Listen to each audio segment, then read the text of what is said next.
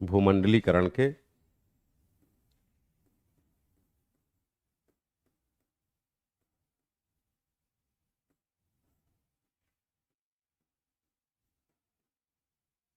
विभिन्न आयाम।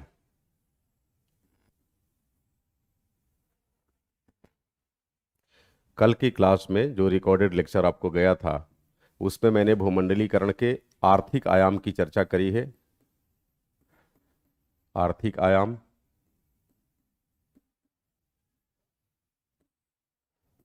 सांस्कृतिक आयाम,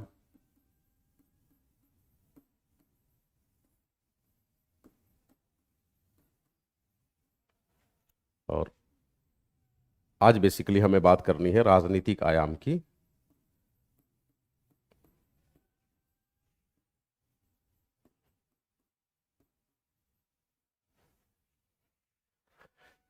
फिर इसके बाद जो नेक्स्ट फेसेट हम लोग करेंगे आज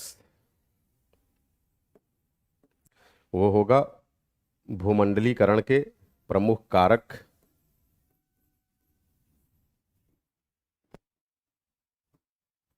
यानी ऐसे कौन कौन से कारक हैं जिनके आधार पे भूमंडलीकरण की अवस्था हम प्राप्त कर सके।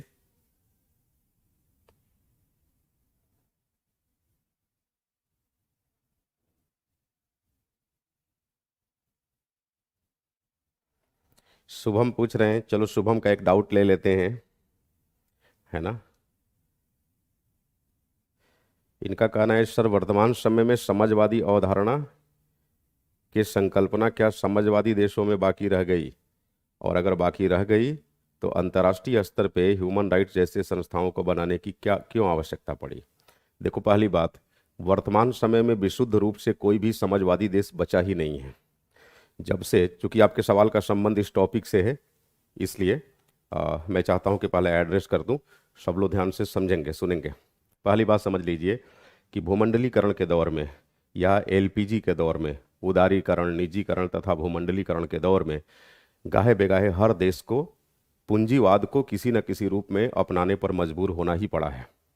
आप विशुद्ध रूप से साम्यवादी देशों के रूप में किसको लेते हैं? साम्यवादी का मतलब समाजवादी ही हुआ।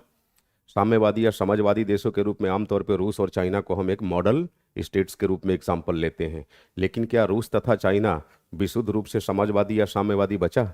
नहीं, उसके अंदर भी पूंजीवाद के तमाम स्वरूप देखने को मिलेंगे। और 2001 ऑनवर्ड्स आपको बताऊं, लगभग लगभग पूरी तरह से रूस पूंजीवाद के रास्ते चल पड़ा था।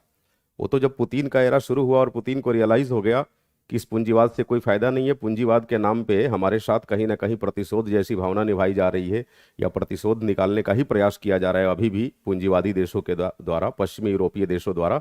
तो खिन्न होकर फिर से वो पूंजीवादी देशों के चंगुल से मुक्त हुए। लेकिन इसका मतलब ये नहीं कि पूंजीवादी व्यवस्था से मुक्त हो गए। पूंजीवाद तो आपको हर जगह हावी मिलेगा, समझ रहे हैं मेरी बात। तो आप ये नहीं कह सकते कि समाजवादी देशों विशुद्ध रूप से कोई समाजवादी देश बना है। और अगर समाजवादी देश बचा है तो ये आप कैसे मान सकते हैं कि जहां समाजवाद होगा वहां मानवाधिकार का उल्लंघन नहीं होगा।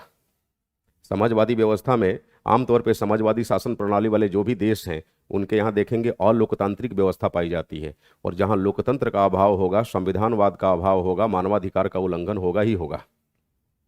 तो मानवाधिकार का संबंध किसी खास व्यवस्था से नहीं है। समाजवादी व्यवस्था में भी मानवाधिकार का उल्लंघन हो सकता है, पूंजीवादी व्यवस्था में भी मानवाधिकार का उल्लंघन हो सकता है। जब भूमंडलीकरण की अवधारणा आई, भूमंडलीकरण की अवधारणा, तो इसके बाद मानवाधिकार को काफी तवज्जो दिया जाने लगा, खास करके पूंजीवादी खेमे के द्वारा। तो इसीलिए चूंकि कल की क्लास में मैं आपको बताया हूं, या परसों भी पिछली क्लास में भी चर्चा किया था कि वैश्वीकरण ने विश्व नागरिकता की चेतना का विकास किया। विश्व के देशों में या अलग अलग देशों में रहने वाले लोगों के मध्य जो एक तरह से मानसिक दूरियां थी वो घटी। मानसिक दूरियां इसलिए घटी कि संचार के तमाम तरह के साधन विकसित हो गए। आप कह लीजिए यातायात के तमाम तरह के साधन विकसित हो गए, एक देश से दूसरे देश में आना जाना आसान हो गया। और जब अर्थव्यवस्थाओं का एकीकरण हुआ तो आर्थिक गतिविधियों को अंजाम देने के लिए बेरोक टोक लोग एक देश से दूसरे देश में जाते रहे। मतलब भौगोलिक सीमा महज एक कानूनी संकल्पना बन के रह गई कि हाँ, इस देश की अमुक अमुक भौगोलिक सीमा है। एक लीगली आप कह लीजिए कि एक निर्धारक रेखा बन गई सीमा कि हाँ ये इनकी सीमा रेखा है, बट उसका कोई मतलब नहीं है। ऐसा नहीं कि वो सीमा रेखा पेंट्रेबल नहीं है। बेधड़क लोग एक देश से दूसरे देश में जाकर व्यापारिक व्यवसायिक गतिविधियां अपना रहे हैं। साथ में मीडिया क्रांति की वजह से किसी भी देश की खबर दूसरे देश के लिए अछूती नहीं रही। आप घर बैठे विश्व के तमाम देशों की खबरों से वाकिफ हो सकते हैं। नहीं अश्विनी, चीन में बहुत कम है ना, बात करेंगे अभी उस पर। चीन में डेमोक्रेसी का जो स्वरूप है वो अलग है ना। आपको याद होगा जब मैं राजनीतिक दल के बारे में पढ़ाया होगा आपको, तो जो लेनिन का राजनीतिक दल का मॉडल है उसमें बेसिकली वो दल के अंदर, एक साम्यवादी दल के अंदर वो लोकतंत्र की बात करता है ना। दल के बाहर लोकतंत्र की बात नहीं करता। देश के शासनाध्यक्ष का निर्वाचन भी दल के अंदर लोकतांत्रिक प्रक्रिया का अनुपालन करते हुए किया जाएगा, साम्यवादी दल के अंदर। तो वहां का लोकतंत्र का स्वरूप और भारत जैसे देशों के, उदारवादी देशों के लोकतंत्र के स्वरूप में बहुत फर्क है। अपनी निगाहों से हम उसे अलोकतांत्रिक कह सकते हैं, क्योंकि लोकतंत्र की बात जब भी होगी तो जन सहभागिता को आप राइट ऑफ नहीं कर सकते, आप जन सहभागिता को दरकिनार नहीं कर सकते। चाइना जैसे देशों में जन सहभागिता का सम्मान नहीं किया जाता, समझ रहे हैं।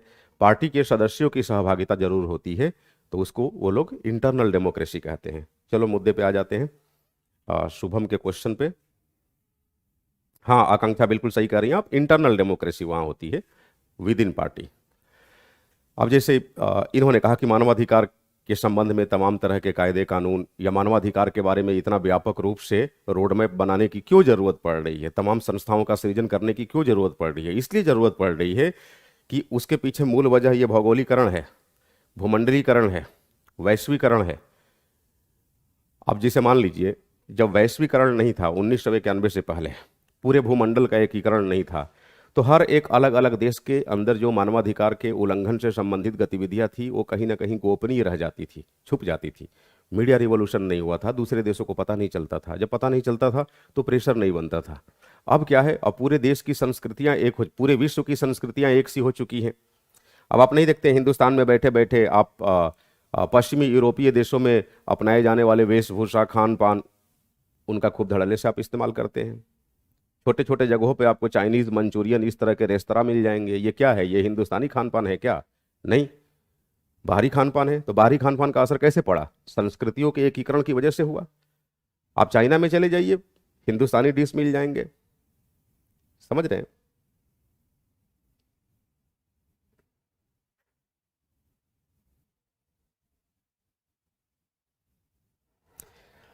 अभिषेक कहते हैं सर एक असमंजस की स्थिति है कि जो अरस्तु राजनीति में है वही अरस्तु जीव विज्ञान का पिता भी है क्या? बिल्कुल है जी, दूसरा नहीं था कोई, वही है। ये चिंतक थे, दार्शनिक थे। दार्शनिक किसी विषय वस्तु से थोड़ी उसको बांध के रख सकते हैं। समझ रहे हैं। तो संस्कृतियों के एकीकरण की वजह से मानवाधिकार रूपी संकल्पना एक बृहद संकल्पना बन गई और एक व्यापक संकल्पना बन गई, है ना। अब श्रीलंका में, म्यांमार में, ढाका में अगर कोई ऐसी गतिविधि होती है जहां किसी एक समुदाय द्वारा दूसरे समुदाय का शोषण हो रहा है, तो उस पर क्रिया प्रतिक्रिया भारत में भी होगी, रूस में भी होगी, अमेरिका में भी होगी, क्योंकि वहां की खबरें बंद खबरें अब नहीं रही। वो खबरें पूरे विश्व व्यवस्था में, पूरी विश्व बिरादरी में प्रसारित होती है। समझ रहे हैं मेरी बात। तो इस तरह से मानवाधिकार एक व्यापक संकल्पना का रूप धारण किया। और भौगोलिक दूरियां तो वैसे भी समाप्त हो गई। भौगोलिक, एक तरह से कह सकते हैं भूगोल ही समाप्त हो गया।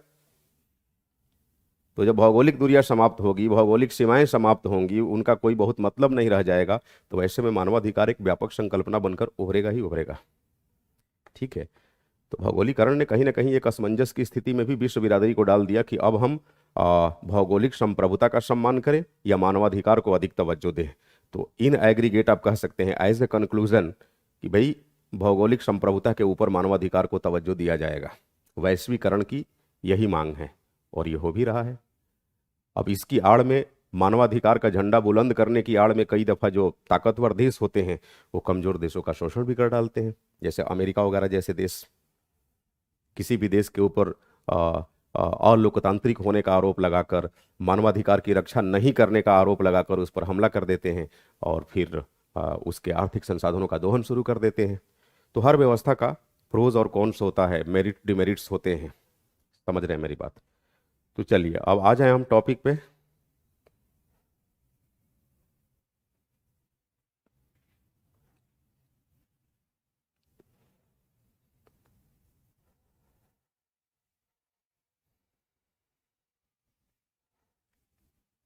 हाँ, भूमंडलीकरण के राजनीतिक आयाम पर मूव करने से पहले, है ना, थोड़ा सा मैं फ्लैशबैक कर दूं इसका आर्थिक आयाम और सांस्कृतिक आयाम, क्योंकि आप में से कई सारे लोग कल का, हालांकि लेक्चर छोटा ही था, 1 घंटा पौना घंटा का लेक्चर था, तो हो सकता है कई लोग अभी देखे नहीं होंगे, तो थोड़ा मैं फ्लैशबैक कर देता हूँ।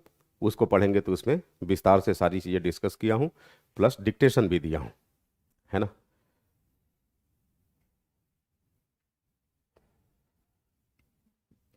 हाँ, लेबर लॉ पे लॉ को लेकर आरोप लगते हैं, लैंड लॉज को लेकर आरोप लगते हैं, है ना, हमारे यहाँ। अब कोई बाहरी कंपनियां आती है इस्टाब्लिशमेंट के लिए, तो जमीन वमीन से संबंधित कानून की पेचीदगी में फंस जाती है, श्रमिकों से संबंधित कानून की पेचीदगी में फंस जाती है। ये जो साम्यवादी दलों से संबंधित जो प्रेशर ग्रुप्स हैं, प्रेशर ग्रुप्स ये लगते हैं एजिटेशन करने। तो यही सारी परिस्थितियां हैं ना जो भारत में निवेश को जिस स्तर पे खुल के यहाँ निवेश होना चाहिए उसमें असुविधाएं आती रहती है।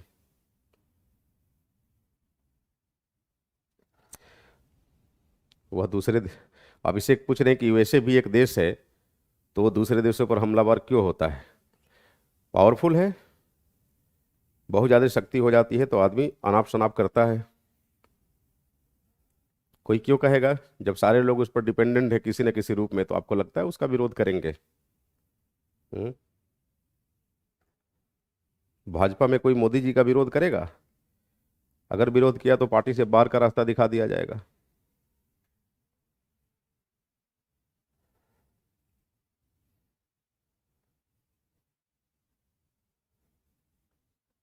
अगर नरेंद्र मोदी यूएसए हैं तो यूनाइटेड नेशन बीजेपी है, आप बताओ। भारतीय जनता पार्टी पार्टी के मंच से नरेंद्र मोदी का विरोध करने की स्थिति में है? ये तभी विरोध कर पाएगी जब नरेंद्र मोदी कमजोर होंगे। जिस दिन यूएस कमजोर हो जाएगा, यूएन यूएस को भी प्रवचन देना शुरू करेगा। यूनाइटेड नेशंस के तमाम ऐसे विंग्स हैं जो अमेरिका के द्वारा वित्त पोषित हैं। हाँ, वही तो मैं कह रहा हूँ कि तमाम जो इंस्टीट्यूशंस हैं वो अमेरिका के द्वारा फाइनेंशियली सपोर्ट किया जाता है उनको, तो नहीं कर सकते ना। आईएमएफ वगैरह को देख लीजिए, दो विश्व के 2-3 ऐसे देश हैं जिनका 60% निवेश है, एक तरह से फंड सपोर्ट है, और शेष पूरी विश्व बिरादरी का 40% में है, तो किसकी चलेगी? भारत भी जिस दिन आर्थिक महाशक्ति होगा वो भी यही काम करेगा। यही विश्व राजनीति का यथार्थवाद है। आज हम लोग मूव करने वाले हैं यथार्थवाद पे, है ना। हाँ, अब देखिए, आज के टॉपिक समाप्त होने के बाद भूमंडलीकरण में आप जनरल स्टडीज का अक्स पा रहे होंगे किसी न किसी रूप में, जीएस में भी ये सारी चीजें पढ़े होंगे। कुछ जो नया होगा वो बेसिकली अंतर्राष्ट्रीय संबंध से संबंधित जो चिंतन है, जो थॉट हैं, वही थोड़े नए हैं, है ना। तो उस पर मुझे लगता है कि अगले हफ्ता 10 दिन हम लोग उस पर काम करेंगे। उसके बाद तो सीधे इंटरनेशनल रिलेशनशिप शुरू हो जाएगा, जो जनरल स्टडीज़ वाला ही सेगमेंट है ना। और निश्चिंत रहिए, मार्च में अगर हम पूरे महीने दिल्ली टिक गए तो आपका सेकंड पेपर ऑलमोस्ट मैं निपटा दूंगा, है ना। समय टाइम टेकिंग फर्स्ट पेपर है, फर्स्ट पेपर अकेले 200 घंटे ले लेता है। उसमें थिंकर्स, थॉट्स, थ्योरीज, ये सब बहुत ज़्यादा है ना। चलो,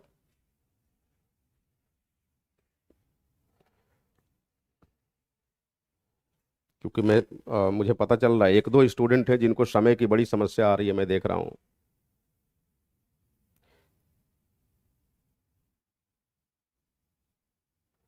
हाँ,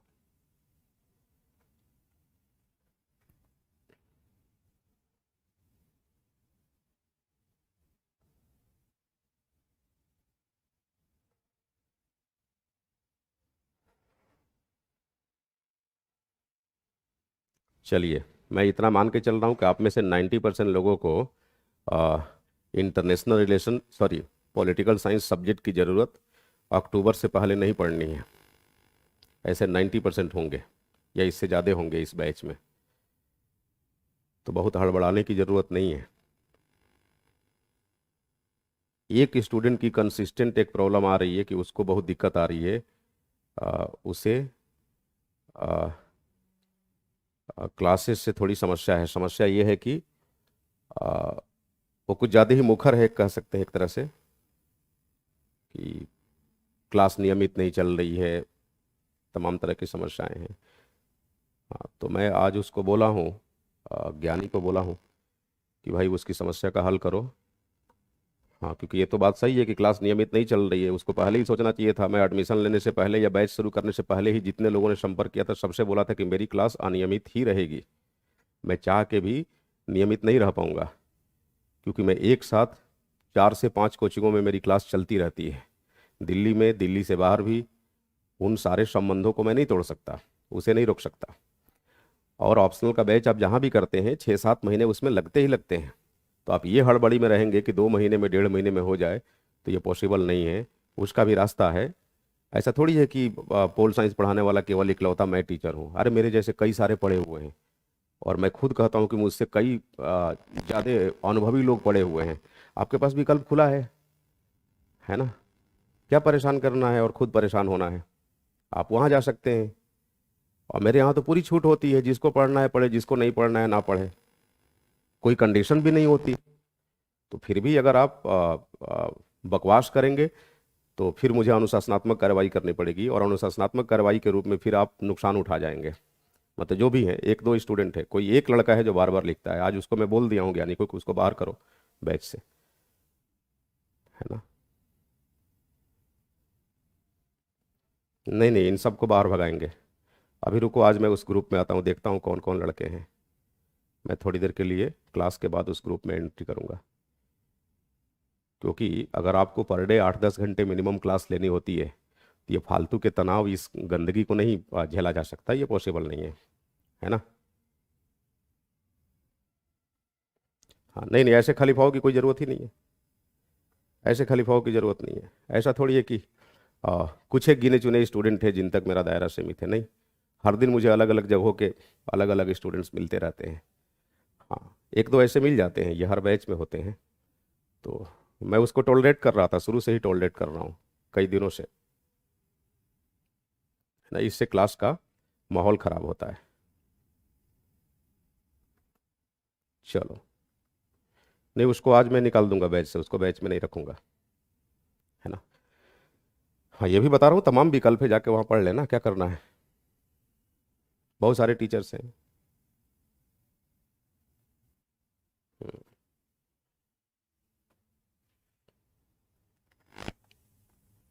चलिए, आप टॉपिक पे आ जाते हैं।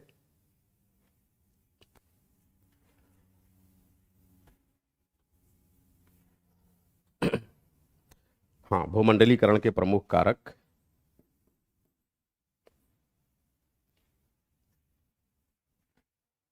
फिर हम लोग बात करेंगे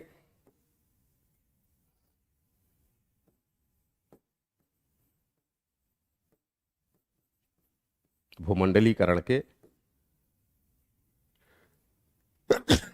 सॉरी, सकारात्मक व नकारात्मक पक्ष,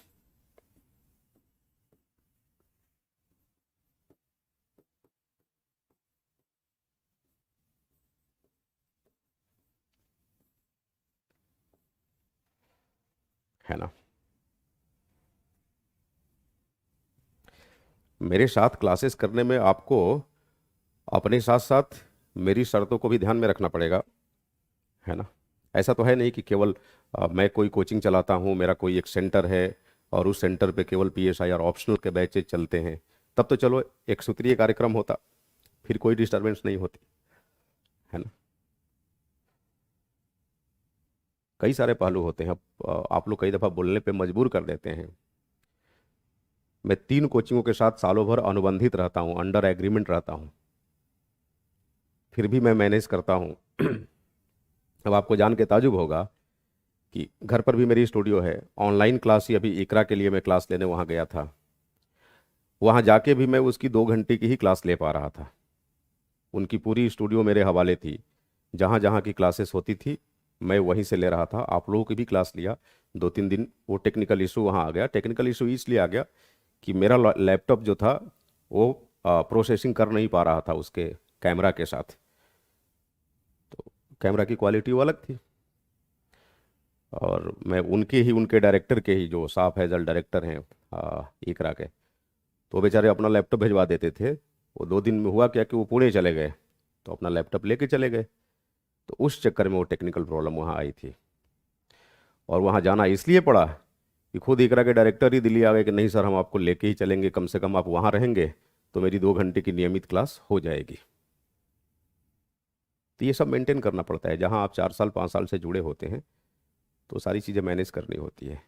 और अपना ये बैच आप एकदम बिल्कुल गांठ बांध लेंगे, मैं कमर्शियल मोटिव से आप लोगों को पढ़ा ही नहीं रहा हूँ। कमर्शियल मोटिव से पढ़ाना होता तो मैं ये बैच बनाता ही नहीं। समझ रहे हैं मेरी बात? ये बैच नहीं बनाता, क्योंकि 400-500 घंटे पढ़ाने का मतलब कि ये कहना नहीं चाहिए, अगर मैं 400 घंटे कहीं भी क्लास लूँ तो 400 घंटे के मेरे 17 से 18 लाख रुपए का रिम्यूनरेशन बनता है, चाहे जीएस पढ़ाऊँ चाहे कुछ भी। और इस बैच में तो मेरी आर्थिक शर्त कुछ है ही नहीं, आप लोग खुद भी महसूस कर रहे होंगे।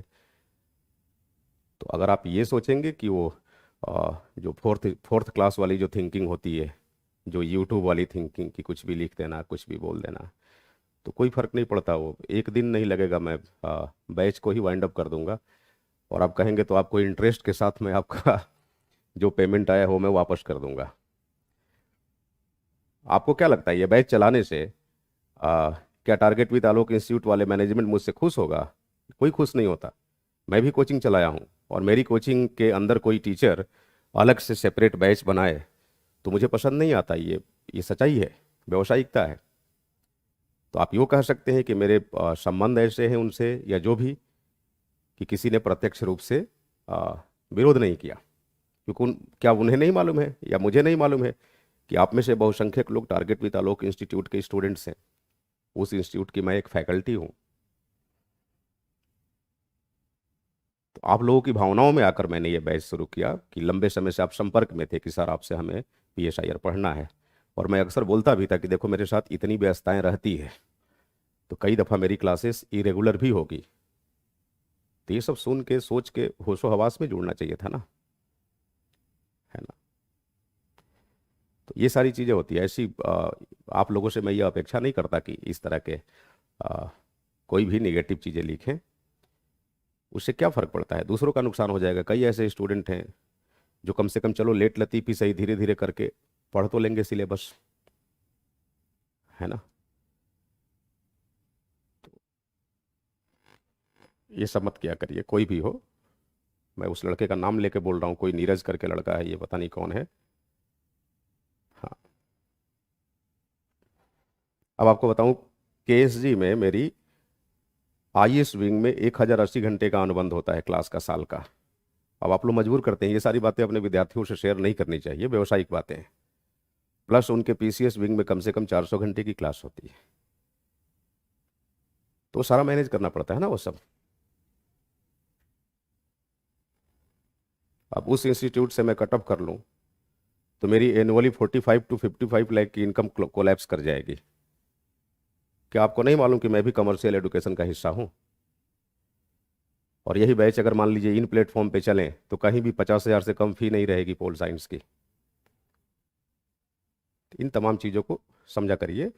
आप ये मत लिखिए कि हमारे प्रति सर गंभीर नहीं है। अगर सर गंभीर नहीं होते तो ये बैच चलाते ही नहीं, है ना? क्योंकि इतनी मैथमेटिक्स तो मुझे भी आती है, व्यवसायिक मैथमेटिक्स, कि किस बैच से कितना नफ़ा कितना नुकसान क्या चीज़। ये सब मत किया करो। मैं ये बैच इसलिए चला रहा हूँ कि मुझे फ़ी देने वाले, ऐसा नहीं कि जो फ़ी दे दिया है उससे मैं बड़ा खुश हूँ, जो नहीं दिया है ना खुश हूँ। जो बिना फ़ी के पढ़ रहा है उसके प्रति मैं और ज़्यादा ना खुश हूँ, और ज़्यादा खुश हूँ सॉरी, कि चलो कम से कम उसके लिए मैं कुछ कंट्रीब्यूट तो कर पा रहा हूँ। हर जगह तो व्यवसायिक हूँ, यहाँ कम से कम गैर व्यवसायिक होते हुए एक मानसिक सुकून वाली बात होती है, और आप मेरे मानसिक सुकून में खलल न डालें। हाँ,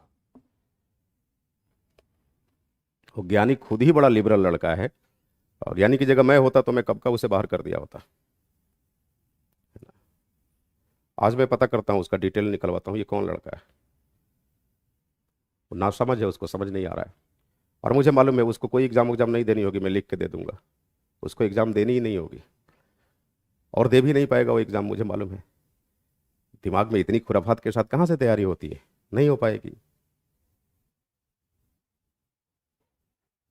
आराम आराम से आप पढ़ते चलिए, कई सेंटर्स ऐसे हैं, आप सोचो जरा, विजयवाड़ा में एक सेंटर है जहां मैं नियमित क्लास नहीं दे पाता हूं, और अगर मान लो 2 महीने पे अगर 3 दिन के लिए गया, हाँ मैं पहले भी कहता था दिव्यांशु, आपको मालूम होगा, हाँ मैं वहां जाता हूं, अगर महीने 2 महीने पे 3 दिन के लिए भी जाता हूं, तो बच्चे सुबह 8 बजे से लेकर रात में 9 बजे तक बैठे रहते हैं क्लास में, कि 2 दिन के लिए आए हैं, पूरा इनसे पढ़ ही डालना है। वो लोग भी जानते हैं, कोचिंग वाले भी, कि व्यस्तता ज़्यादा रहती है। अब उन बच्चों का स्नेह ऐसा है, लगाव ऐसा है कि मैं रोक नहीं पाता, मैं जाता हूँ वहाँ। तो ये तमाम चीज़ें हैं। हाँ, अभी आपको बताऊँ, इस समय से आज से मेरी एक रिकॉर्डिंग शुरू होगी इसके लिए, क्रैश कोर्स के लिए, CSP 2021, कल नोटिफिकेशन आ गया। अब उसके लिए मैं एक लेक्चर रिकॉर्ड करूंगा और 4 अलग अलग सेंटर पे वही जाएगा, और छुपा के नहीं, सारे कोचिंग वालों को मैं बता दिया हूँ कि भाई एक ही चीज़ अगर मैं 4 बार रिकॉर्डिंग करूंगा तुम्हारे लिए तो मुश्किल होगा। बस 4 बार शुरू में बोलना होगा कि इस इंस्टीट्यूट में आपका स्वागत है, फिर उसके बाद बोलना होगा you are must welcome at this institute. हाँ, यही हो रहा है दिव्यांशु। बीच में वो लड़का, मैं क्यों उसे, लिखने से कोई फर्क नहीं पड़ता, क्योंकि आ, मैं तो वहाँ हूँ भी नहीं आप लोगों के ग्रुप में, मैं स्टूडेंट को पूरी आज़ादी देता भी हूँ, आपस में विमर्श करे, कोई दिक्कत नहीं, क्योंकि ये सारी चीज़ें प्रभावित करती है। अब देखो, उसके चक्कर में आज क्लास का इतना समय गया बेकार का। अब मैं क्लास लेने के लिए आया, अपने ऊपर वाले फ्लोर पे अभी चढ़ा ही कि ज्ञानी की कॉल आई कि सर क्या करें इस लड़के का, इसको हम रात में 2 बजे तक समझाए हैं, ये मैसेज करते रहा है ना। तो मेरा यही जवाब था कि फिर ऐसा करो, उसको निकाल दो, बाहर कर दो, और क्या कर सकते हैं। हाँ।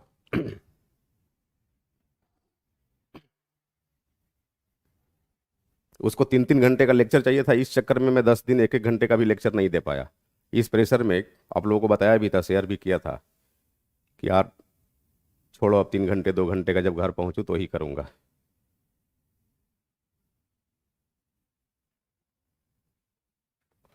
हाँ, नहीं नहीं, वो उसको डिसकंटिन्यू कर देंगे, मैं उसी के लिए बोल रखा हूँ। वो आप तय मानिए, कल तक मैं 24 घंटे के भीतर मैं ऐप डेवलप कर लूंगा, ऐप।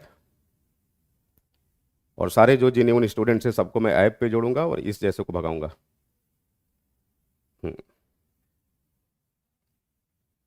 क्योंकि इसमें तो ये भी कॉन्फिडेंस रहता है ना कि क्या कर लेंगे, लिंक मिल जाएगी इधर उधर से। ऐप में लिंक वोंक नहीं मिल पाती है ना। और लाइव ही चलेगा, पढ़े जेन्युइन स्टूडेंट्स पढ़े। मैं तो यहाँ तक सोचा था कि एक बार मैं, आपको क्या लग रहा था कि नियमित मुझे बैच चलाना है PSIR का? नहीं चलाना है जी, क्योंकि मुझे नहीं लगता है कि मैं नियमित नहीं हूं तो ये खुद भी खराब कर रहा हूं, और मेरे ऊपर भी इसका प्रेशर आता है, इसका दबाव आता है। अब ये मान के चलिए कि ये पहला और आखिरी बैच होगा मेरा हिंदी मीडियम का, मेरे अपने मंच से। हाँ, दूसरे किसी प्रोफेशनल मंच से अगर शुरू होता है तो उसमें कोई इशू नहीं है। अगर देखा जाए तो अघोषित रूप से TWA वाले ऐसा मान सकते हैं कि सर ने हमारे अगेंस्ट जाकर, नॉर्म्स के अगेंस्ट जाकर शुरू किया, लेकिन मेरी भावना ऐसी नहीं थी। मुझे संस्थान के अगेंस्ट जाने की कोई ज़रूरत भी नहीं थी और ऐसी मंशा भी नहीं थी। मेरा पक्ष दूसरा था, स्टूडेंट का सेंटिमेंटल इशू था। मुझे लगा कि ये लगातार जुड़े हुए हैं और बार बार कहते हैं कि सर हमें पढ़ना है आपसे, तो उस वजह से मुझे ये निर्णय लेना पड़ा। अदरवाइज मैं तो बैच वहीं चला रहा था। अब वहाँ चूंकि बड़ी इंस्टीट्यूट है, उस स्तर पे एक साथ एडमिशन नहीं हुए, तो आपस में कमर्शियल लेवल पे नहीं बन पाई। तो फिर मैं सोचा कि छोड़ो, जो लड़के जुड़े हुए हैं उनका क्या दोष है, तो उनके लिए बैच हम चला देंगे, है ना। तो इस वजह से मैं ये बैच शुरू किया था। नहीं तो कोई टेंशन ही नहीं होता। मैं तो 3-3 जगह ऑप्शनल लेता हूँ इंग्लिश मीडियम में, बाहर के सेंटर पे, और अपने साथ मेरे साथ 2 और टीचर जुड़े होते हैं, आपको बताऊं। एक है मोहम्मद इरशाद और दूसरे हैं doctor AK Vajpayee sir, Hyderabad से हैं, बेसिकली मूल रूप से हैं लखनऊ के, बट हैदराबाद बेस्ड हैं, और वो रिटायर्ड IAS हैं। तो हम लोग 3 लोग मिलकर साथ में पढ़ाते हैं, इससे पता भी नहीं चलता है। जैसे मान लो GS की क्लास लेने गए उस सेंटर पे, तो 6 घंटे GS पढ़ाए, 4-5 घंटे ऑप्शनल पढ़ाए, ऐसे करके तो चीज़ें मैनेज हो जाती है। और चूंकि एक प्रोफेशनली मैनेज्ड प्लेस पे ये सारी चीज़ें चलती है ना। मैं प्रोफेशनली मैनेज नहीं हूँ, ये आपको नहीं भूलना चाहिए, याद रखना चाहिए। यहाँ पर तो सब कौन है इस इंस्टीट्यूट के नाम पे? एक मैं हूँ पढ़ाने वाला, तकनीकी चीज़ें सारा देख लेते हैं ज्ञान जी, और इसके अलावा एक हैं मेरे अपने मित्र ही हैं आरबी सिंह गुज्जर, केएसजी में मेरे कलीग भी हैं वो, तो बेचारे वो कॉपी वॉपी चेक करने वाला कंटेंट वाला सेगमेंट वो देख लेते हैं। जुम्मा जुम्मा 3 लोगों की टीम है। अब मेरे साथ आप इंस्टीट्यूशन वाला व्यवहार करेंगे उस तरह से तो वो ठीक नहीं है, मतलब आप में से कोई भी हो, और ये भी मैं जानता हूँ कि आप में से बहुसंख्यक लोग चीज़ों को समझते भी हैं, एक आध ऐसे होते हैं, हो सकता है वो लड़का परेशान भी होगा मानसिक स्तर पे, कई सारी वजह होती है, ये उम्र ऐसी है, इस उम्र में तमाम दबाव होते हैं, है ना, नौकरी का दबाव, समाज का दबाव, शादी विवाह का भी दबाव, लो मैं कह दिया, ये भी एक समस्या होती है, तो तमाम तरह की फ्रस्ट्रेशन हावी होती है माथे पे। चलो।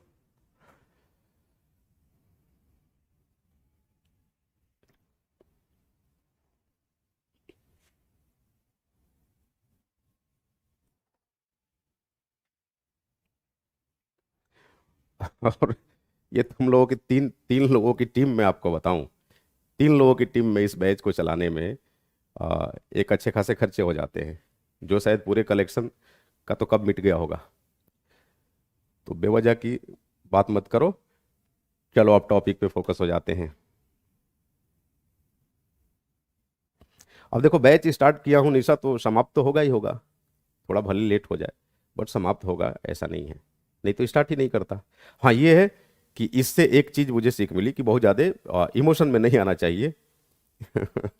हाँ दिव्यांशु कह रहे हैं सर बहुत टेंशन है, हाँ तो क्या शादी की टेंशन है दिव्यांशु? टेंशन ना लो, सब सही हो जाएगा।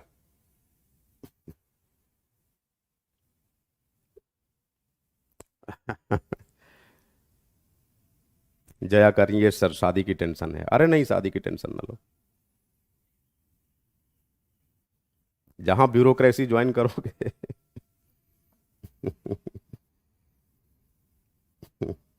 अच्छा अश्विनी के ऊपर।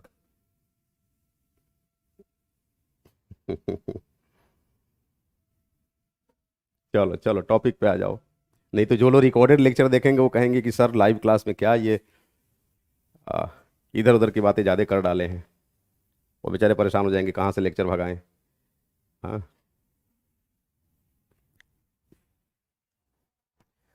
तो देखो जी, चलो ये 3 फेसेट करते हैं। सबसे पहले आर्थिक आयाम, आर्थिक आयाम के बारे में मैं बताया था कि विश्व की अर्थव्यवस्थाओं का, अच्छा चलो ठीक है जया, मैं भी मजाक कर रहा था, क्योंकि तनाव वाली बातें हुई तो उसके बाद मैं सोचा कि थोड़ा सा क्लास को रिलैक्स कर दूं, तो रिलैक्स मोड में लाने के लिए बोला ऐसा।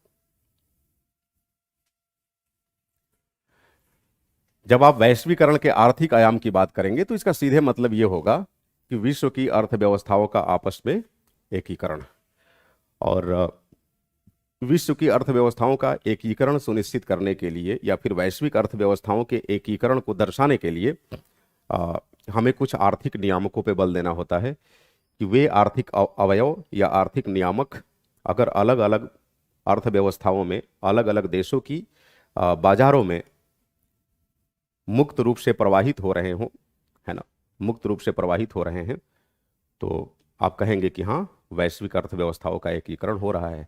और इसके लिए कल मैं एक पैटर्न बताया था कि मूलतः 5 ऐसे आर्थिक नियामक हैं, GSCE और L, है ना। G stands for goods, goods मतलब वस्तुएं, समझ रहे हैं, वस्तुएं।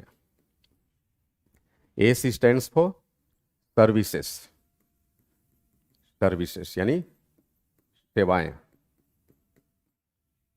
C स्टैंड्स फॉर कैपिटल,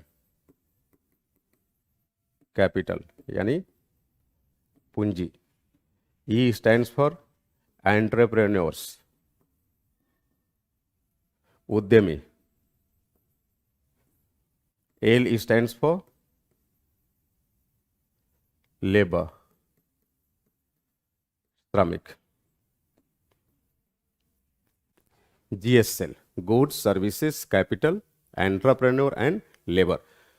अगर अलग अलग अर्थव्यवस्थाओं में, जैसे मान लीजिए कि ये किसी कंट्री कंट्री 1 की ये इकोनॉमी है ना, E1,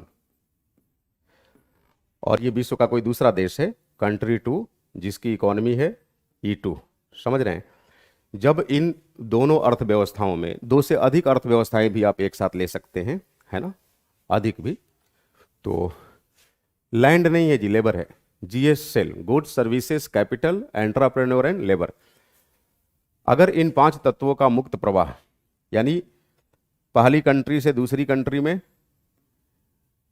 गुड्स का प्रवाह हो, सर्विसेज का हो, कैपिटल का हो, उद्यमी का हो और लेबर का हो, और दूसरा C2 से C1 में, यानी C2 की जो इकोनॉमी है E2 से E1 में again goods services capital entrepreneur और लेबर, इनका जब मुक्त प्रवाह हो, मुक्त प्रवाह सुनिश्चित हो, फ्री फ्लो मीन्स एक देश से दूसरे देश में बेरोक टोक इनका प्रवाह होता रहे, तो इसी को हम कहते हैं अर्थव्यवस्थाओं का एकीकरण।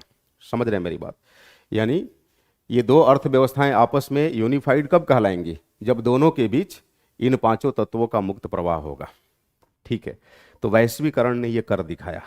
वैश्वीकरण की वजह से अर्थव्यवस्थाओं का आपस में एकीकरण हुआ। आप सामान्य रूप से कह सकते हैं कि अब नेशनल इकोनॉमी का कंसेप्ट नहीं रहा। नेशनल इकोनॉमी किस में तब्दील हो गई? अब राष्ट्रीय अर्थव्यवस्था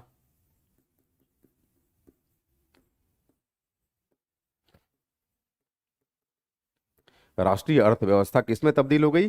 अंतर्राष्ट्रीय अर्थव्यवस्था में।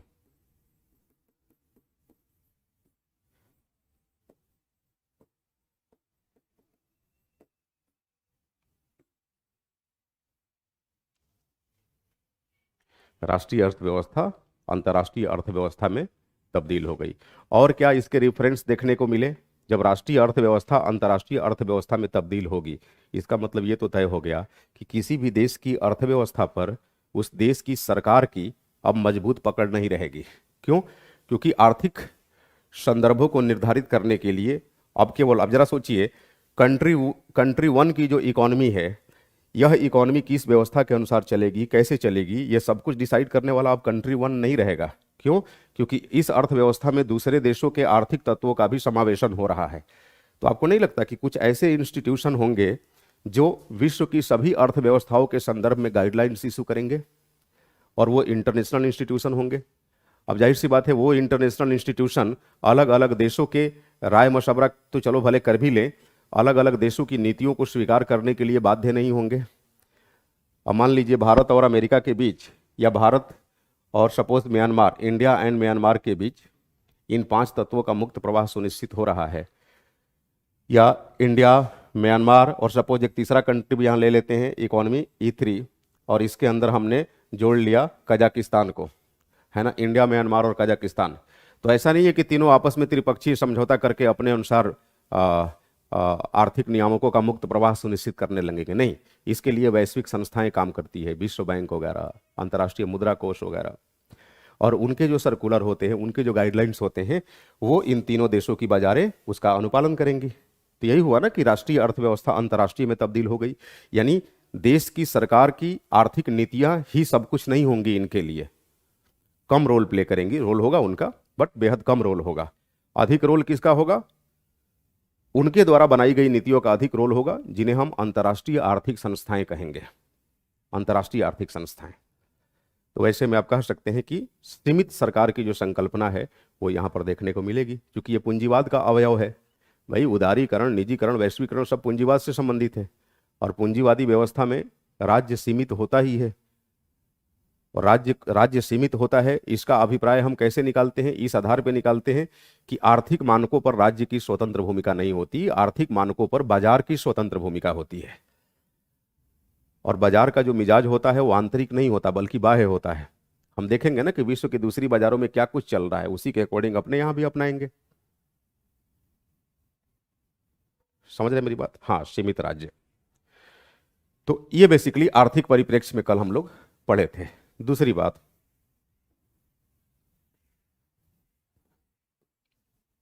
सांस्कृतिक आयाम।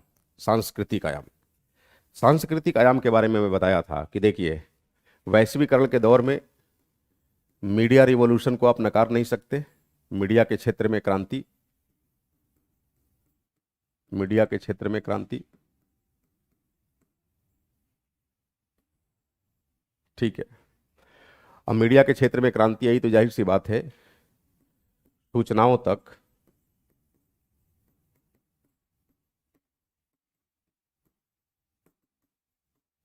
सभी की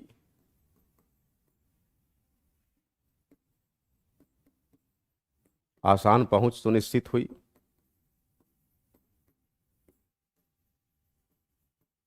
जब सूचनाओं की आसान पहुंच सुनिश्चित हुई तो इन सूचनाओं के माध्यम से क्या हुआ, हम ये जान पाए कि एक दूसरे देश की वेशभूषा क्या है, एक दूसरे देश के लोगों की वेशभूषा क्या है, पहनावा ओढ़ावा क्या है।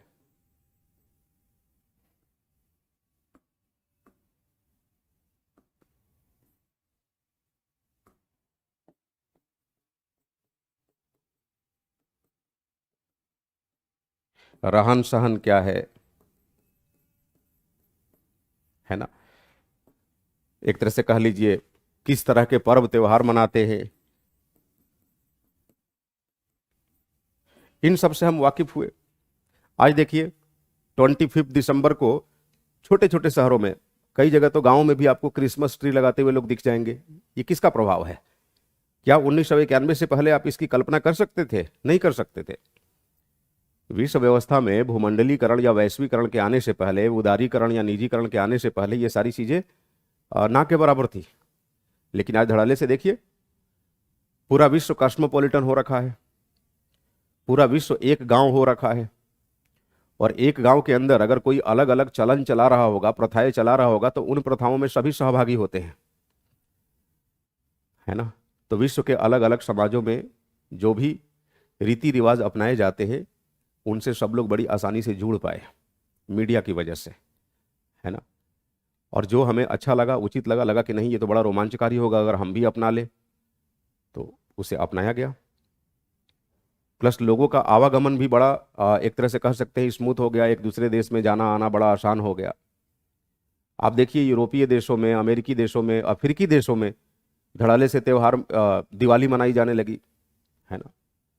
तमाम ऐसे आप देखेंगे नॉन मुस्लिम कंट्री जहां मुसलमानों की संख्या बहुत कम है, ना के बराबर, वहां भी ईद वगैरह बड़े धड़ाले से लोग मनाते हैं। ठीक है, पूरे नेम टेम के साथ नहीं मना पाते, लेकिन खान पकवान के लिहाज से मना लेते हैं कि अच्छा आज ईद है तो आज सेवैया बनी जानी चाहिए। तो इस तरह की चीजें बड़ी धड़ाले से अपनाई जा रही है। क्या दर्शाता है? ये सांस्कृतिक एकीकरण दर्शाता है। ये दर्शाता है कि विश्व की सभी संस्कृतियां एक हो रखी है। और जब सांस्कृतिक एकीकरण दर्शाएगा, आप दूसरी संस्कृतियों के वेशभूषा, खान पान, रहन सहन अपनाएंगे, तो उन संस्कृतियों में अगर कुछ गलत घटित हो रहा है तो निसंदेह उस पर आप अपना मंतव्य भी रखेंगे, अपना विचार भी रखेंगे, और आपके विचारों का उस पर दबाव भी बनेगा। तो यही सारी चीजें जो सांस्कृतिक एकीकरण है, इसने मानवाधिकार की संकल्पना को बलवती कर दिया, मानवाधिकार की संकल्पना को मजबूत कर दिया। हाँ, प्लस मल्टीनेशनल कंपनियां, है ना, मल्टीनेशनल कंपनियों का प्रवाह बढ़ गया। वो तो जीएस सेल का, यानी गुड्स सर्विसेज कैपिटल एंटरप्रेन्योर और लेबर, इनका जो फ्री फ्लो हुआ ना, उसी का नतीजा रहा कि मल्टीनेशनल कंपनियों की भूमिका बढ़ गई, है ना। मल्टीनेशनल कंपनी क्या है? एक ऐसी कंपनी जिसका अपने देश में तो उद्यमशीलता हो ही हो, इस्टेब्लिशमेंट हो ही हो, विश्व के दूसरे देशों में भी उसके इस्टेब्लिशमेंट्स हो, है ना।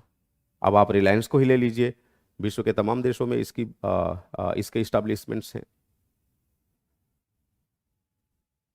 तो ये सारी मल्टीनेशनल कंपनियां हैं, है ना। तो ये जो सांस्कृतिक एकीकरण है ना, इसका सबसे बड़ा फायदा ये हुआ कि लोगों के मन मस्तिष्क में विश्व नागरिकता की चेतना का विकास हो गया।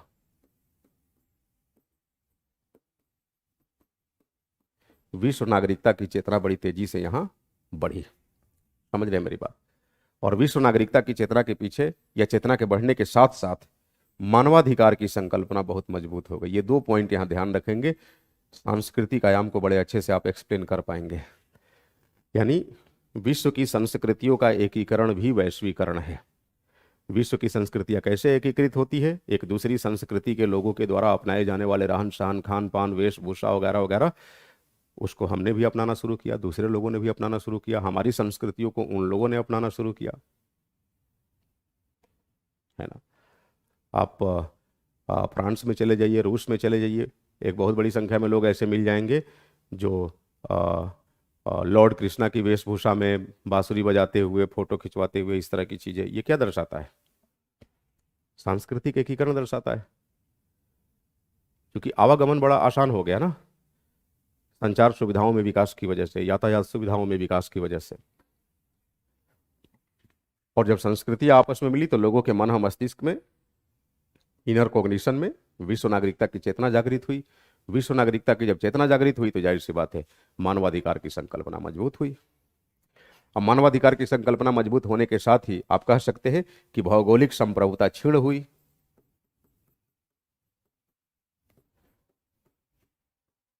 भौगोलिक संप्रभुता क्षीण हुई। कहने का मतलब, मान लो सपोज कोई देश है, ये कोई देश है, इस देश के अंदर सपोज दो समुदाय है, बहुसंख्यक और अल्पसंख्यक। मान लीजिए दोनों में क्लैश हुआ, है ना। जब दोनों में क्लैश होगा तो सफरर कौन होगा, शोषित कौन होगा? निसंदेह शोषण इसका होगा, अल्पसंख्यक का। अब इसका जब शोषण होगा तो ये किससे गुहार लगाएगा? देश की सरकार से। देश की सरकार से ये अपील करेगा कि आप बहुसंख्यकों से हमारी सुरक्षा करें।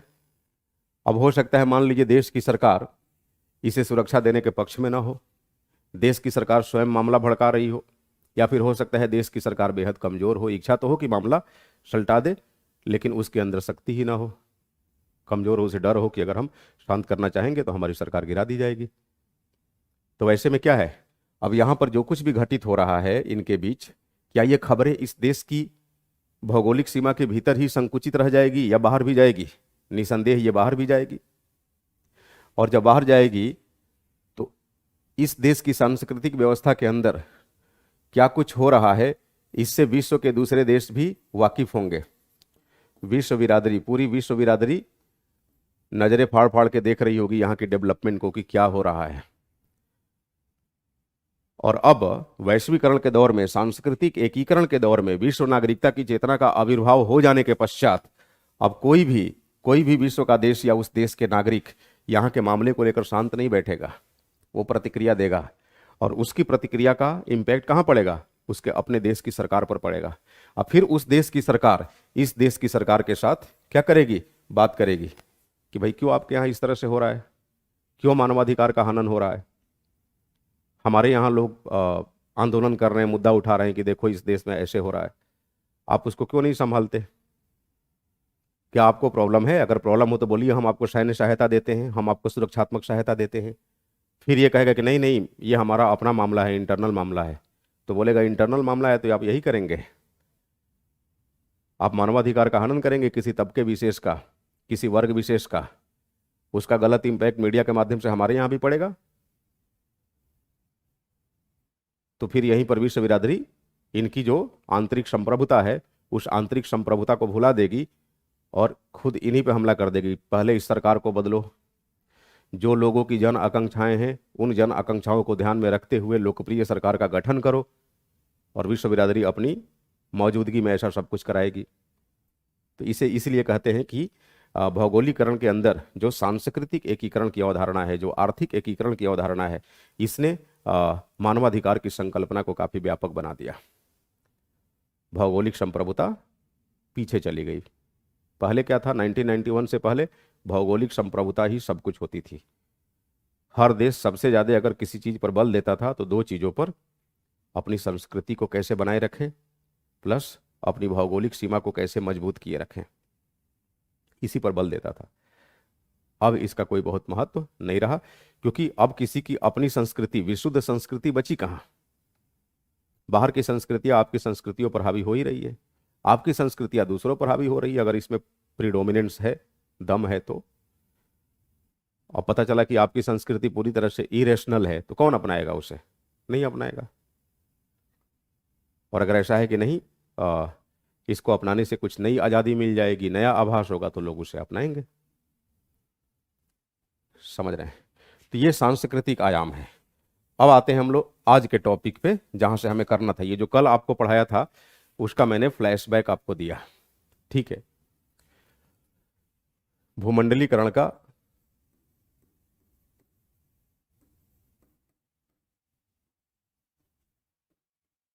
राजनीतिक आयाम।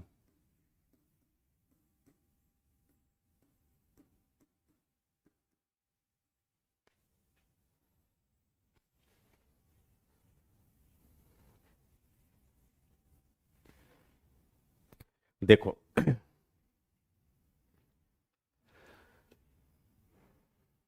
वैश्विक व्यवस्था में पॉलिटिकल फ्रंट पे राष्ट्र राज्य की संकल्पना काम करती है। राष्ट्र राज्य,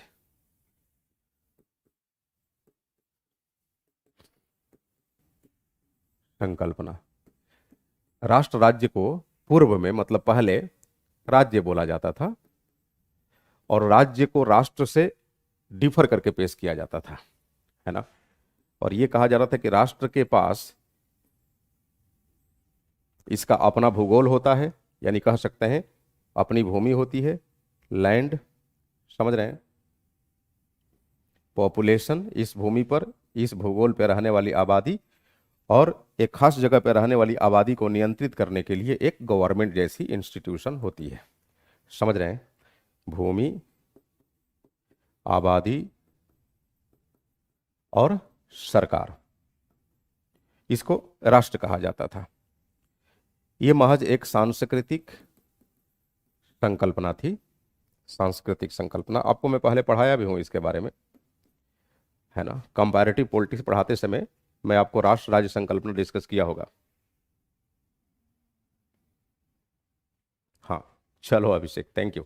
देखिए, सांस्कृतिक संकल्पना, ठीक है।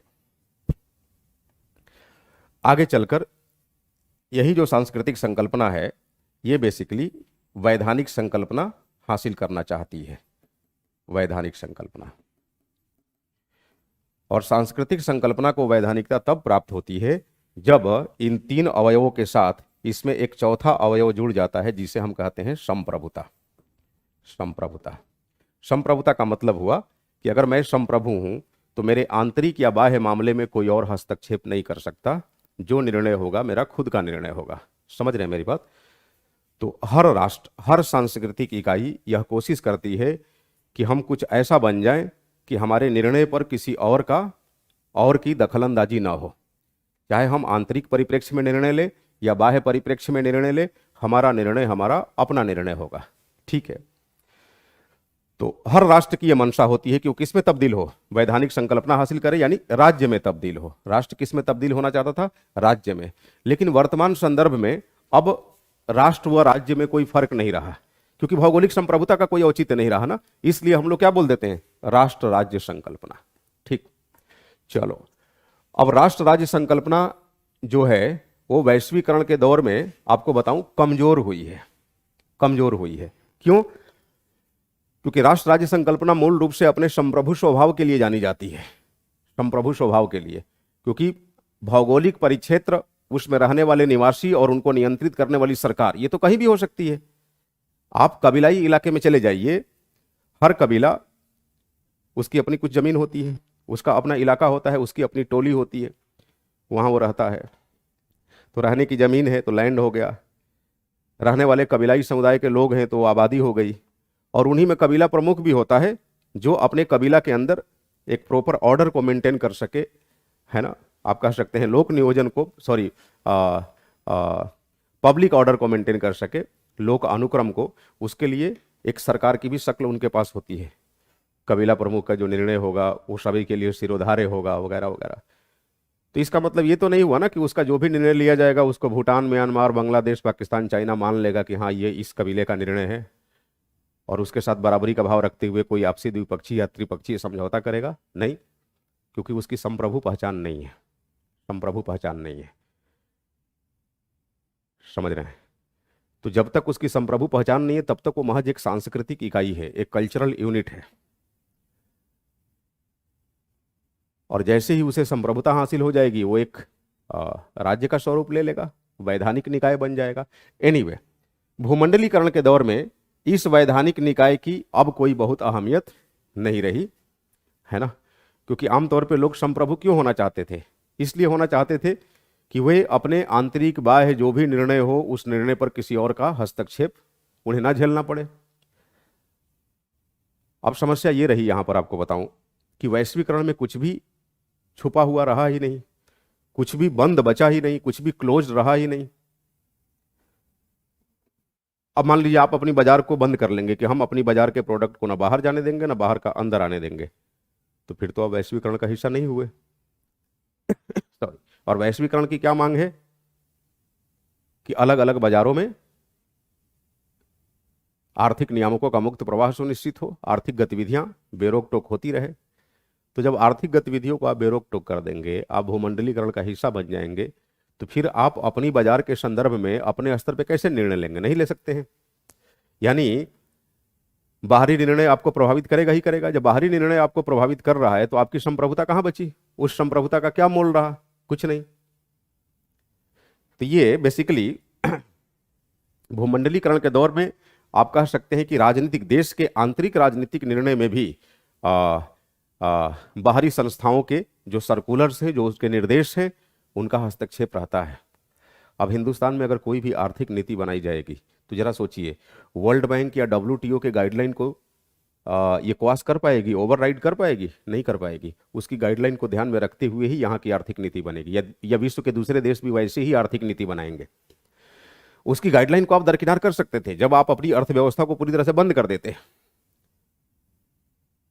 अपनी इकोनॉमी की क्लोज डोर पॉलिसी को जब आप फॉलो करते तो आप ऐसा कर सकते थे, कोई दिक्कत नहीं थी, है ना। बट चूंकि वो तो आप कर नहीं रहे हैं, आप वैश्वीकरण के साथ कदम ताल करने की कोशिश कर रहे हैं। तो आप ये कह सकते हैं कि राष्ट्र राज्य की जो संकल्पना है ना, ये कमजोर हुई। ये बेसिकली भूमंडलीकरण का राजनीतिक आयाम है। क्लियर है? तो अब हेडिंग डालेंगे भूमंडलीकरण का राजनीतिक आयाम। And now take down please, write down please. इसके पहले वाला जो है सांस्कृतिक और आर्थिक आयाम, ये आज मैंने ब्रीफ कर दिया। कल वाले लेक्चर में जो आपको वेबसाइट पे मिल जाएगा, 40-50 मिनट का छोटा लेक्चर है, तो उसमें मैंने डिक्टेशन भी दिया है आर्थिक आयाम और सांस्कृतिक आयाम का, है ना। तो अगर जो लोग कल वाला लेक्चर नहीं देखे होंगे, वो 2-3 पेज अपने नोटबुक में खाली छोड़ देंगे और उसके आगे लिखेंगे, है ना।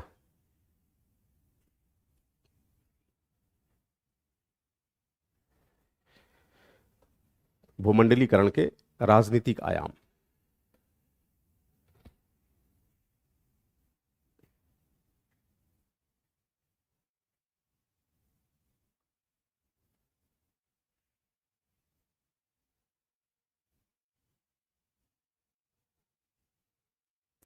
राजनीतिक भूमंडलीकरण का अर्थ है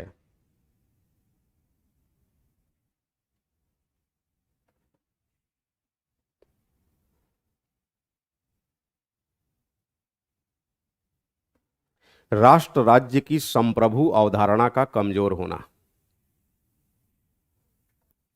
भूमंडलीकरण का अर्थ है राष्ट्र राज्य की संप्रभु अवधारणा का कमजोर होना। सामान्य भाषा में समझ लीजिए, किसी देश की संप्रभुता का कमजोर होना। संप्रभुता का कमजोर होना मतलब कोई देश अपने आंतरिक व बाह्य निर्णयों को केवल अपनी शर्तों पर नहीं ले सकता। बाहर की शर्तें भी उसे प्रभावित करेंगी। वैश्विक संस्थाओं के जो रेगुलेशंस हैं, जो मापदंड निर्धारित किए गए हैं उनके द्वारा, उसका प्रभाव पड़ेगा, है ना। राष्ट्र राज्य संकल्पना का कमजोर होना और उसके स्थान पे वैश्विक संस्थाओं का मजबूत होना, और उसके स्थान पे वैश्विक संस्थाओं का मजबूत होना।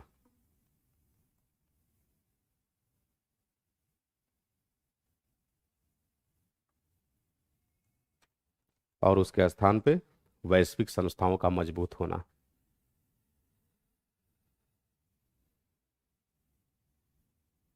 भूमंडलीकरण के इस दौर में भूमंडलीकरण के इस दौर में कोई भी देश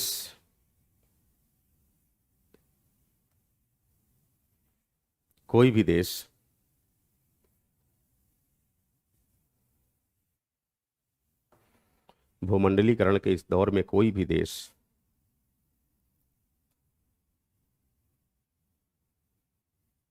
अपनी आर्थिक, सामाजिक, सांस्कृतिक, आर्थिक, सामाजिक, सांस्कृतिक व राजनीतिक नीतियां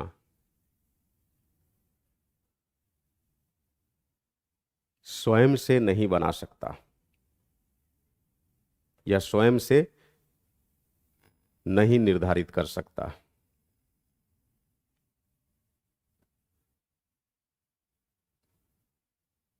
बल्कि उसे विभिन्न वैश्विक संस्थाओं के दिशा निर्देशों का ख्याल रखना पड़ता है। बल्कि उसे विभिन्न देशों के दिशा निर्देशों का ख्याल रखना पड़ता है।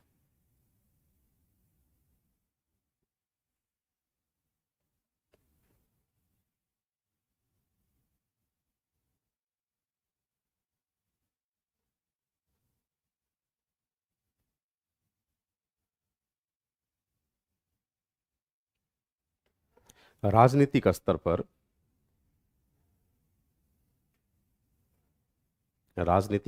पे आज भूमंडलीकरण के कारण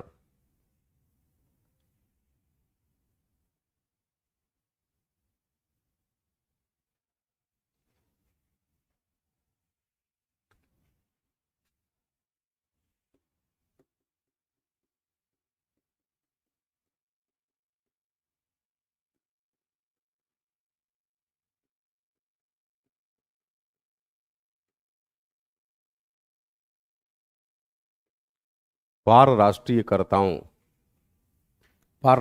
मतलब वे सारे एक्टर्स, वो सारे एलिमेंट्स जो देश के बाहर के हैं लेकिन आपकी राजनीतिक व्यवस्था को प्रभावित करते हैं, है ना। तो राजनीतिक स्तर पे आज भूमंडलीकरण के कारण पार राष्ट्रीयकर्ताओं की भूमिका बढ़ रही है। पार राष्ट्रीयकर्ताओं की भूमिका बढ़ रही है।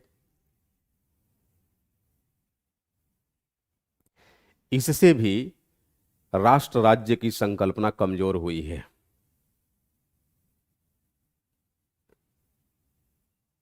या राष्ट्र राज्य की भूमिका कमजोर हुई है।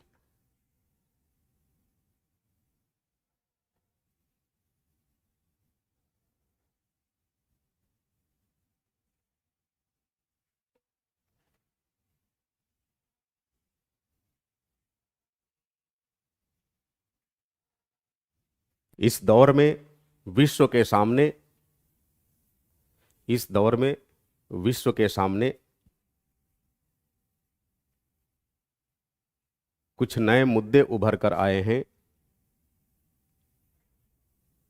जैसे पर्यावरण की रक्षा,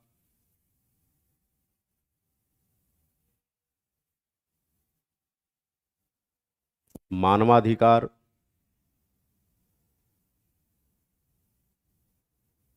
आतंकवाद इत्यादि।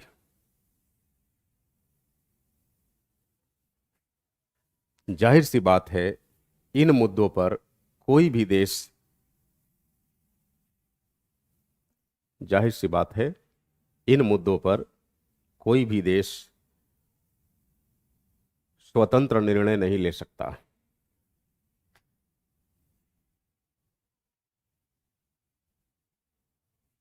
कोई भी देश स्वतंत्र निर्णय नहीं ले सकता। और बात पर्यावरण रक्षा की बात होगी तो आपको नहीं लगता कि वैश्विक समुदाय का एक कंसेंसस लेना पड़ेगा, आम सहमति लेनी पड़ेगी। आतंकवाद के रोकथाम को लेकर कोई एक देश कैसे अपने अनुसार नीति बना सकता है? आतंकवाद से प्रभावित सभी लोग हैं किसी न किसी रूप में, तो सब मिलजुल कर नीति बनाएंगे, है ना। इस प्रकार राजनीतिक भूमंडलीकरण के दौर में राजनीतिक भूमंडलीकरण की दौर में राजनीतिक भूमंडलीकरण की दौर में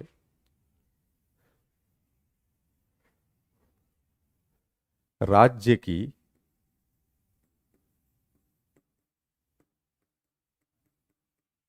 क्षेत्रीयता तथा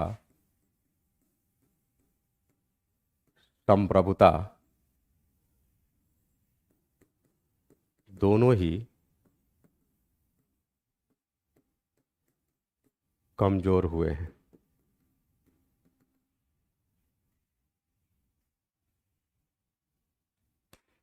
राज्य की क्षेत्रीयता तथा संप्रभुता दोनों ही कमजोर हुए हैं। यह दोनों ही खतरे में हैं।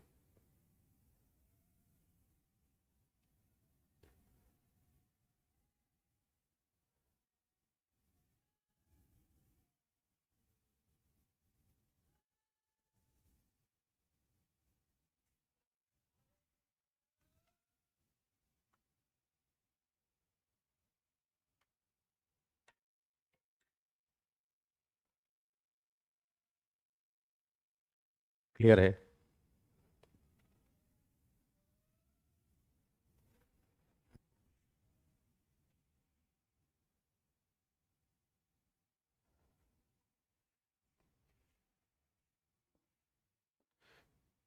Is it okay to all of you?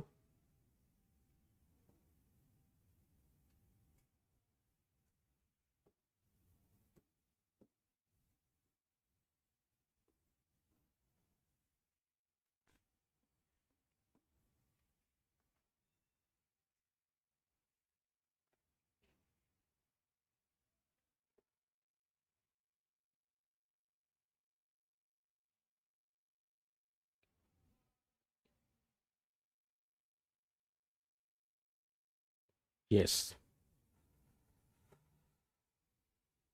अब हम लोग बात करेंगे भूमंडलीकरण के कारक। ठीक है भाई, भूमंडलीकरण कैसे आया? तो अगर आप इसके कारकों पे मंथन करें, है ना, तो इसको हम लोग किसी न किसी रूप में पढ़ लिए हैं। अगर मैं कहूँ कि सूचना क्रांति का होना, या मीडिया क्रांति का होना, या संचार क्रांति का होना, या यातायात के क्षेत्र में बेतहाशा विकास होना, ये कहीं ना कहीं भूमंडलीकरण का कारक बना।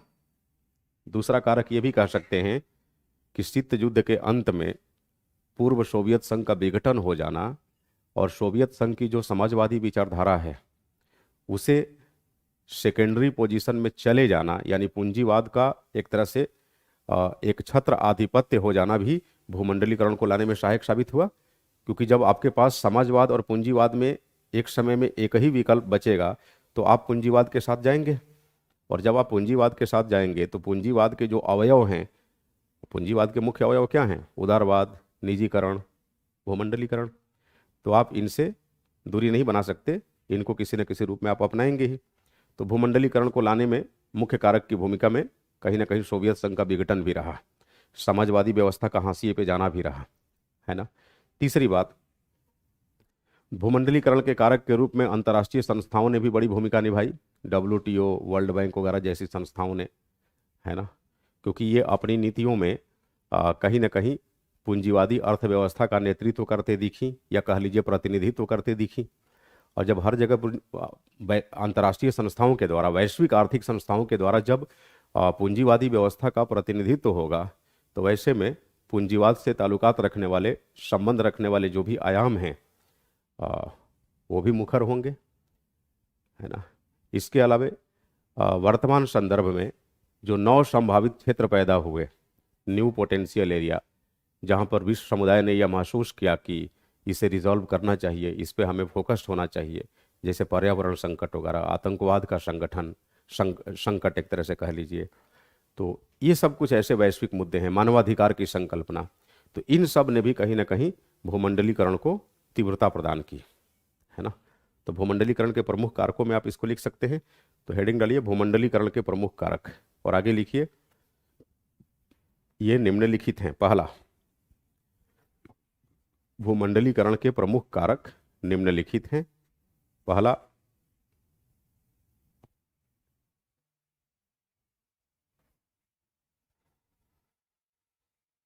संचार तथा यातायात के क्षेत्र में विकास। संचार तथा यातायात के क्षेत्र में विकास।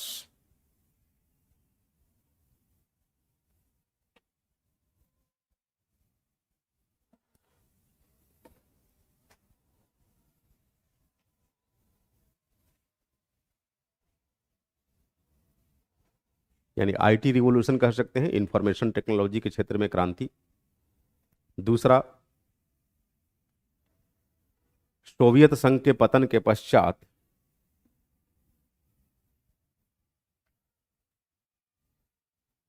समाजवादी व्यवस्था का हाशिए पर चले जाना।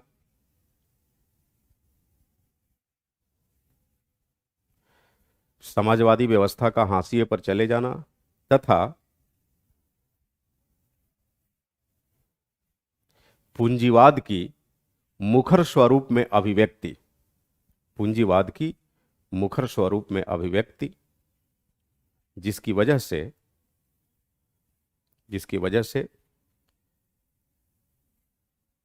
विश्व के तमाम देश जिसकी वजह से विश्व के तमाम देश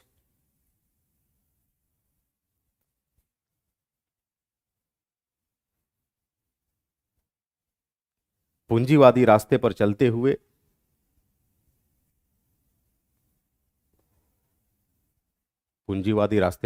हुए अपनी आर्थिक नीतियों में बदलाव करने लगे।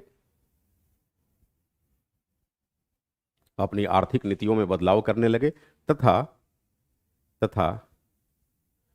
उदारीकरण व निजीकरण को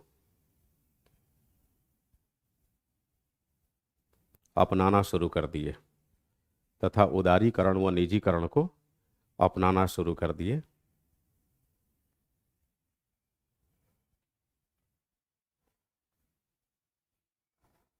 नेक्स्ट पॉइंट,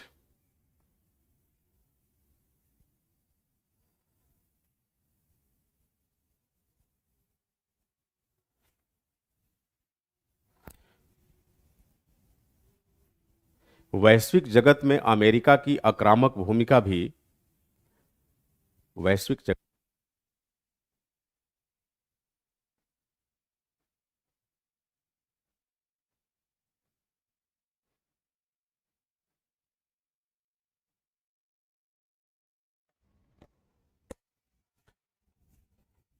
विभिन्न अंतर्राष्ट्रीय संस्थाओं जैसे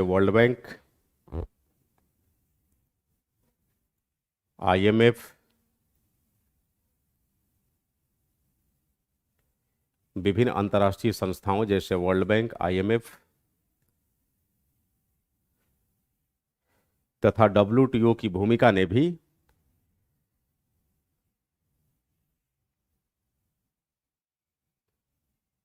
हाँ, तो उसी के आगे लिखवा रहा हूं, अमेरिका की भूमिका के बाद लिखवा रहा हूं। वही वैश्वीकरण में अमेरिका की आक्रामक भूमिका या वैश्विक जगत में अमेरिका की आक्रामक भूमिका ने वैश्वीकरण को बढ़ाने में मदद किया, है ना, भूमंडलीकरण को लाने में मदद किया। इसके अलावा तमाम जो अंतर्राष्ट्रीय संस्थाएं हैं जैसे वर्ल्ड बैंक, डब्ल्यूटीओ वगैरह वगैरह, इनकी वजह से भी। अच्छा ठीक है दिव्यांशु, थर्ड पॉइंट ये था कि वैश्वीकरण को बढ़ावा देने में अमेरिका की आक्रामक भूमिका भी बहुत हद तक जिम्मेदार रही, यही था पॉइंट। चौथा पॉइंट है भूमंडलीकरण या वैश्वीकरण को बढ़ावा देने में वैश्विक संस्थाओं की भूमिका रही, जैसे डब्ल्यूटीओ, आईएमएफ वगैरह।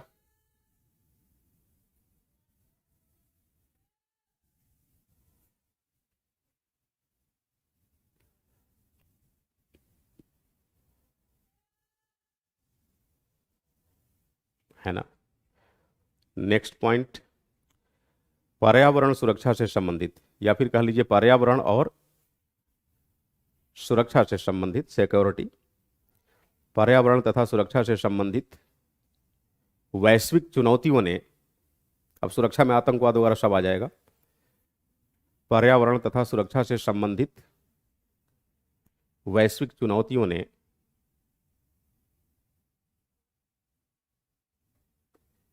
विभिन्न देशों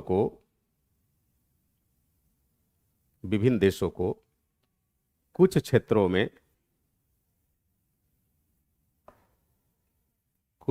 में सामूहिक रूप से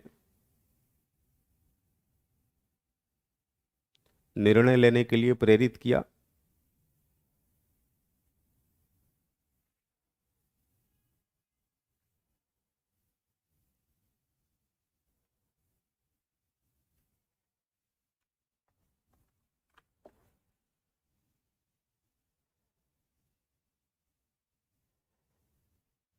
क्लियर है? ये भूमंडलीकरण के कारक रहे। भूमंडलीकरण के सकारात्मक प्रभाव में तो आप वही सारी बातें लिखेंगे कि कैसे संस्कृतियों का एकीकरण हुआ, मानवाधिकार की संकल्पना मजबूत हुई। मेन रूप से यहाँ इस टॉपिक में आपको इसके नकारात्मक पक्ष के बारे में एक फेसेट रह गया। आप इसे कह सकते हैं भूमंडलीकरण का दुष्प्रभाव भी, है ना।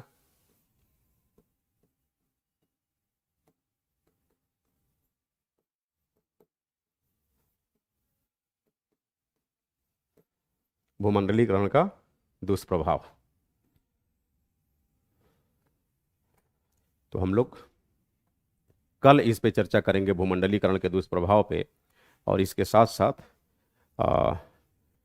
अंतर्राष्ट्रीय राजनीति के, इंटरनेशनल पॉलिटिक्स के डिफरेंट अप्रोचेस के बारे में कल हम लोग पढ़ना शुरू कर देंगे, है ना।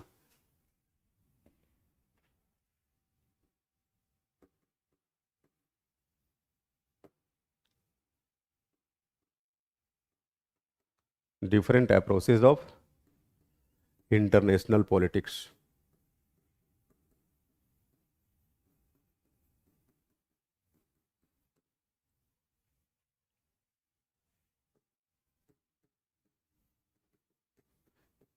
अंतर्राष्ट्रीय राजनीति के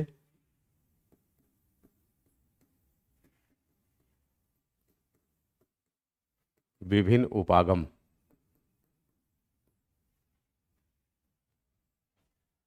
जिसमें हम लोग realistic approach of international politics पढ़ेंगे, अंतर्राष्ट्रीय राजनीति का यथार्थवादी उपागम। फिर हम रियलिस्टिक अप्रोच पढ़ेंगे, एक तरह से कह सकते हैं, सॉरी, आइडियलिस्टिक, है ना। अंतर्राष्ट्रीय राजनीति का आदर्शवादी उपागम, idealistic approach to study the international politics. फिर हम लोग इंटरनेशनल पॉलिटिक्स को पढ़ने के मार्क्सिस्ट अप्रोच के बारे में पढ़ेंगे, मार्क्सवादी उपागम के बारे में, है ना। और लास्ट में इसके सिस्टम अप्रोच को भी पढ़ेंगे, प्रणाली उपागम, है ना। तो कल हम लोग 5वीं यूनिट में मूव कर जाएंगे। आज के लिए इतना ही। Thank you so much and have a good day. Thank you.